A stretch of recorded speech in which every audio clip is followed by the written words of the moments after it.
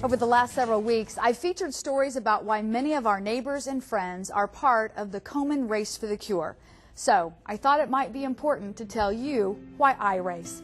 So I asked photojournalist Charlie Wilsey to help me tell my story. It was about 7 years ago this month that I found a lump when I was doing breast self-exam.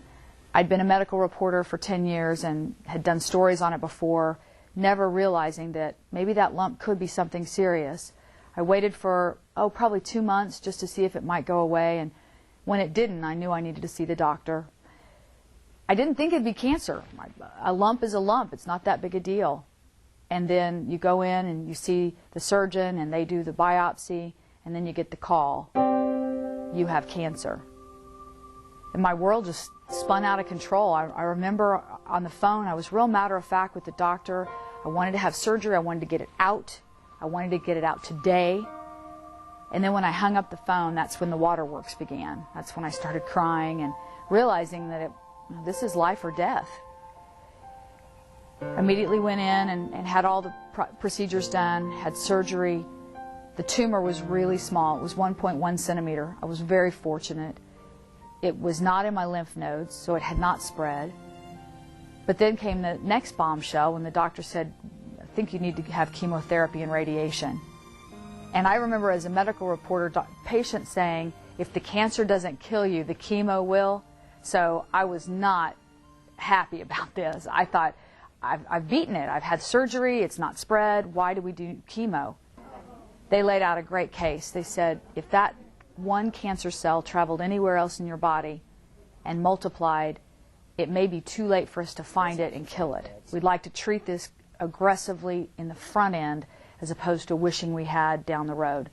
I went through 4 rounds of chemotherapy and 33 days of radiation, and now I'm cancer-free.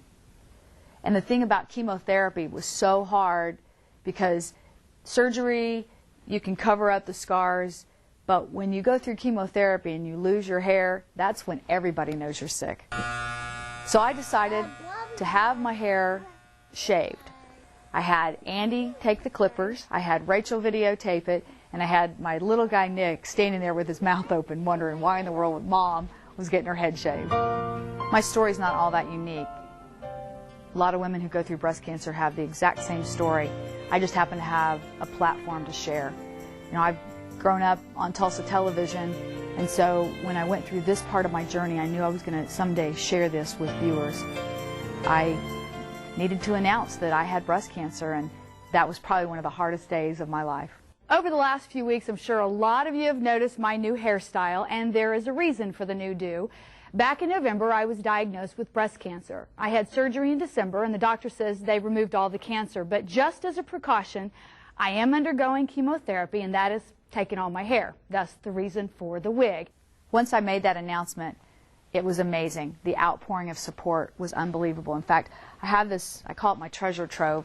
It's just a box that I started collecting all the things that people would send me. And it was scarves, it was CDs, it was cards, it was letters, it was emails, it was books, it was trinkets.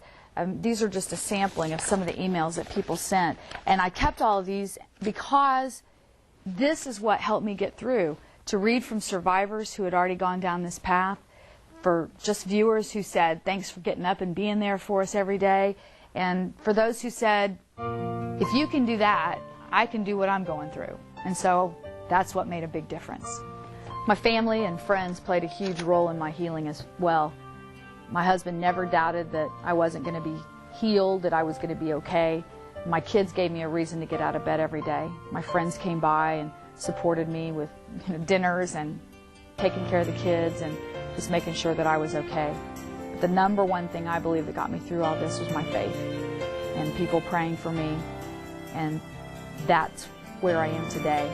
Grateful for every moment, appreciative of all the blessings that I've been given, and now sharing my story with others so that they know that there's help and there's hope and there's healing, and you can survive and thrive breast cancer. It's no longer a death sentence. So now you know why I race, and I'd love for you to join me. Today is the deadline to sign up for my team. You have until noon today to register. Log on to newson6.com/join LeAnne's team.